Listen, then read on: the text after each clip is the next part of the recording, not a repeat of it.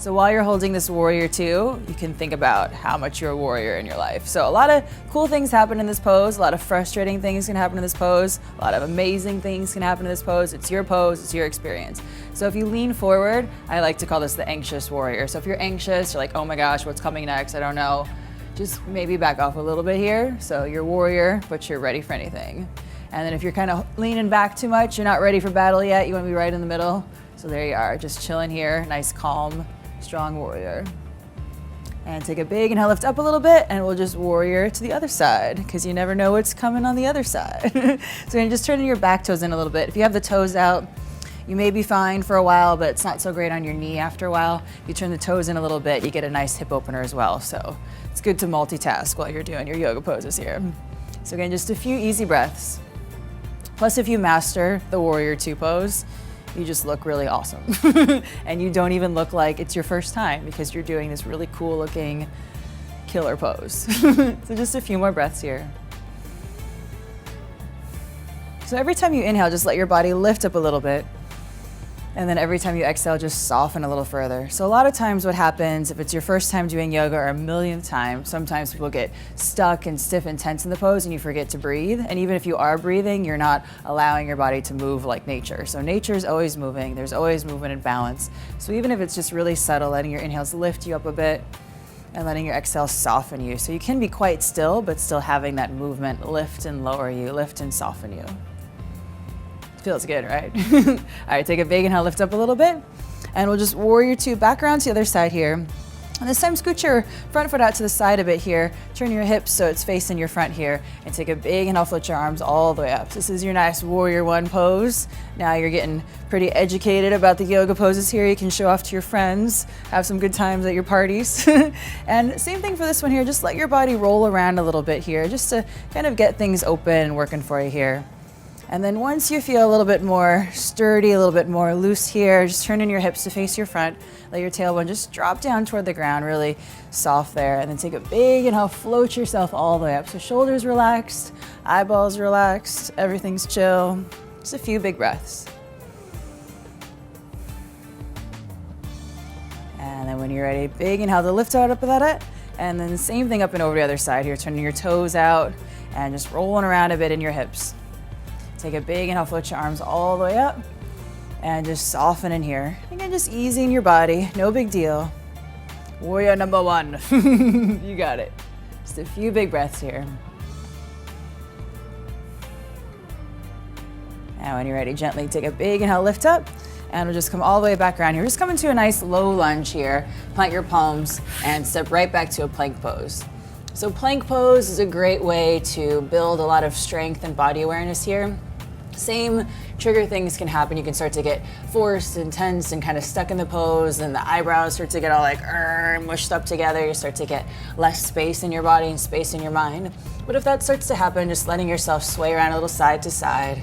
See, I was running out of space in the apartment, so I just rented a bigger space. But if I rented a bigger space sooner, probably nobody would have come yet. So just wait till you need a bigger space. Worked out. It worked out in the long run. Just breathe in here. It's always good to create a little bit more space and room inside. And from here, soften your knees down to the ground here. Drop your hips to a nice up dog here. So this is great for your spine.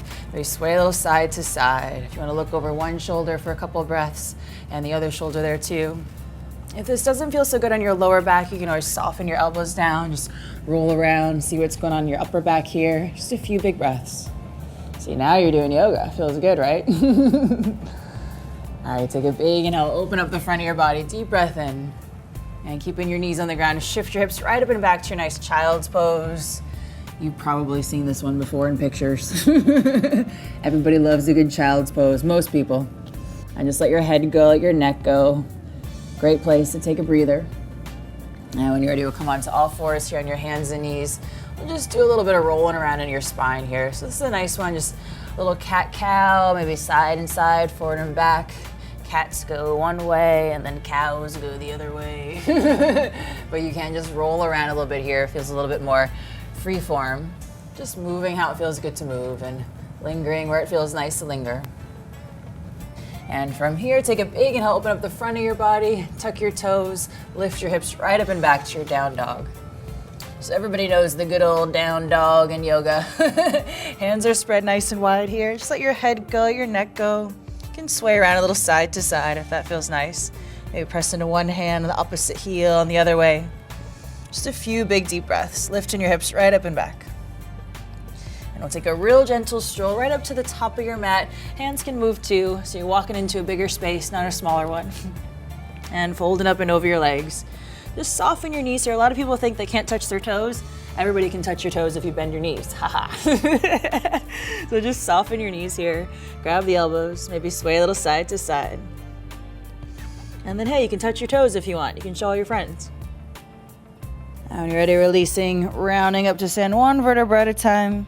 Take a big inhale, open everything right up.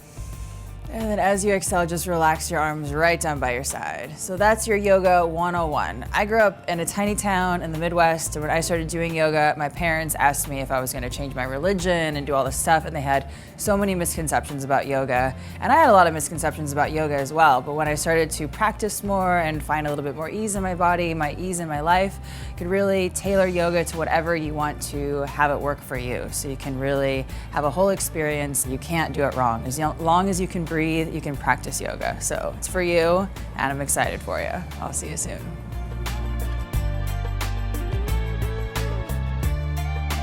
If you're wondering what I'm wearing, this is my own yoga collaboration with Reebok. They let me design an entire line, and it's been really fun because I got to make clothes that make me feel good, hopefully make a lot of other people feel good. The straps are really comfortable and feminine. The clothes are soft and easy, make you feel great while you're moving. The colors are bright and energetic, and I hope you feel good when you wear them.